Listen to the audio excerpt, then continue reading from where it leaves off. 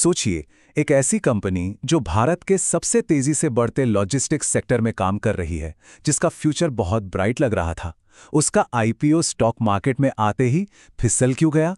चलिए आज इसी कहानी को परत दर परत समझने की कोशिश करते हैं। ये सवाल ना बिल्कुल सीधा है। जब किसी कंपनी को लेकर बाजार में इतनी उम्मीदें हों, तो आखिर ऐसा क्या हो जाता है कि शेयर बाजार में उसकी एंट्री इतनी फीकी पड़ जाती है?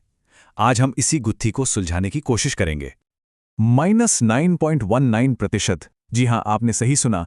ये वो आंकड़ा है जिसने कई इन्वेस्टर्स को चौंका दिया। शैडोफैक्स का शेयर अपने इश्यू प्राइस से लगभग 9% नीचे यानी डिस्काउंट पर लिस्ट हुआ। अब देखिए, ये किसी भी कंपनी के लिए एक बड़ा झटका होता है।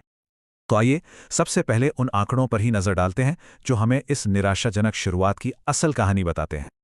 देखिए, आंकड़े ना अपने आप में पूरी कहानी कह देते हैं। आईपीओ कुल मिलाकर सिर्फ 2.86 गुना ही सब्सक्राइब हुआ, जो कोई बहुत मजबूत डिमांड नहीं दिखाता। छोटे यानी रिटेल इन्वेस्टर्स ने तो फिर भी थोड़ी बहुत दिलचस्पी दिखाई, लेकिन हाई नेटवर्थ इन्वेस्टर्स, मतलब जो बड़े और समझदार निवेशक होते हैं, वो इससे दूर ही रहे। और सबसे बड़ा सिग्नल मिला ग्रे मार्केट प्रीमियम से, जो लिस्टिंग के दिन तक आते आते पूरी तरह से नेगेटिव हो गया था। तो अब आते हैं सबसे बड़े सवाल पर। आखिर ऐसा हुआ क्यों? वो कौन सी वजहें थीं जिनके कारण शैडोफैक्स के आईपीओ को लेकर बाजार का मूड एकदम ठंडा पड़ गया? हमारी रिसर्च में 3 बड़ी वजह सामने आई हैं। पहली, कंपनी का बहुत ज़्यादा वैल्यूएशन। दूसरी, प्रॉफिट कमाने को लेकर उसके सामने जो चुनौतियां हैं। और तीसरी, उस समय बाजार का ओवरऑल सेंटिमेंट कैसा था। चलिए इन तीनों को एक एक करके समझते हैं। और देखिए, एक्सपर्ट्स की राय यहां बहुत मायने रखती है। कई एनालिस्ट्स ने पहले ही ये चेतावनी दे दी थी कि कंपनी का वैल्यूएशन उसकी ग्रोथ की उम्मीदों पर बहुत ज्यादा टिका हुआ है, जो अपने आप में एक बड़ा रिस्क था। अब ये जो तुलना आप देख रहे हैं, ये बहुत ही दिलचस्प है। शैडोफैक्स का market cap to sales ratio IPO के बाद था लगभग 2.9 गुना। वहीं उसकी सबसे बड़ी कॉम्पिटिटर डिलीवरी, जिसकी मुनाफे की राह ज्यादा साफ दिखती है, वो 3 से 4 गुना के रेशियो पर ट्रेड कर रही थी। तो जाहिर है इन्वेस्टर्स को लगा कि बेहतर प्रॉफिट वाली कंपनी के मुकाबले शैडोफैक्स महंगा मिल रहा है। मुनाफे की राह भी आप कह सकते हैं कांटों भरी थी। कंपनी लगातार घाटे में चल रही थी और उसके खर्चे भी बहुत ज़्यादा थे।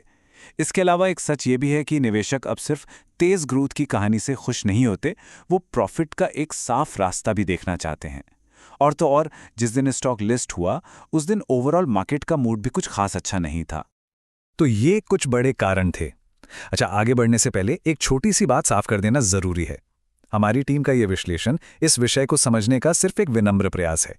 इसका मकसद पूरी तरह से एजुकेशनल है और इसे किसी भी तरह की इन्वेस्टमेंट एडवाइस ना समझा जाए।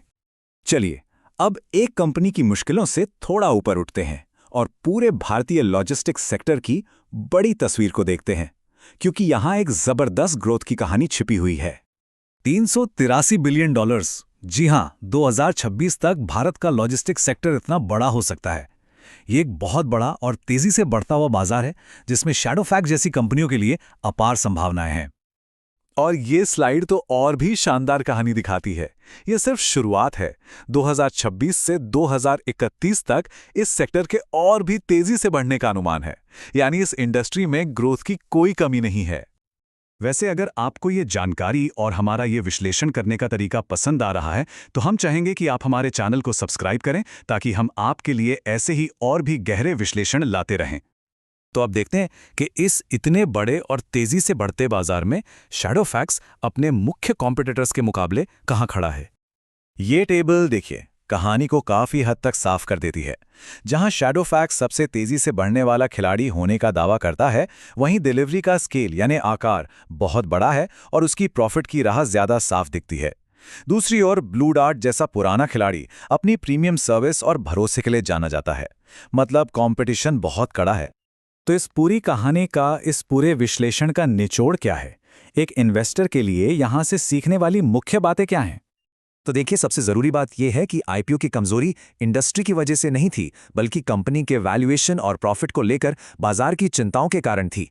लॉजिस्टिक्स सेक्टर आज भी एक हाई ग्रोथ एरिया है। शैडोफैक्स का भविष्य इस बात पर निर्भर करेगा कि वे कितनी जल्दी मुनाफे का एक मजबूत और भरोसेमंद रास्ता बना पाती है। और हाँ, हमेशा की तरह एक ज़रूरी बात हम आपको याद दिलाना चाहेंगे कि ये सामग्री सिर्फ और सिर्फ एजुकेशनल मकसद के लिए है। इसे किसी भी तरह से खरीदने, बेचने या होल्ड करने की सलाह ना माना जाए। कोई भी निवेश का फैसला लेने से पहले प्लीज़ एक सेबी रजिस्टर्ड फाइनेंशियल एडवाइज़र से ज़रूर सलाह लें। आपका सपोर्ट ही है जो हमें इस तरह के और विश्लेषण बनाने की प्रेरणा देता है। अगर आपको हमारा काम पसंद आया तो प्लीज़ चैनल को सब्सक्राइब करें और हमें कमेंट्स में बताइए कि आप अगला विश्लेषण किस टॉपिक पर देखना चाहेंगे। और जाते जाते एक सवाल मैं आपके लिए छोड़ना चाहता हूं। आज के बाजार में एक निवेशक के लिए क्या ज़्यादा कीमती है? किसी कंपनी की तेज़ ग्रोथ या फिर मुनाफा कमाने का एक साफ और टिकाऊ रास्ता? इस पर ज़रूर सोचिएगा।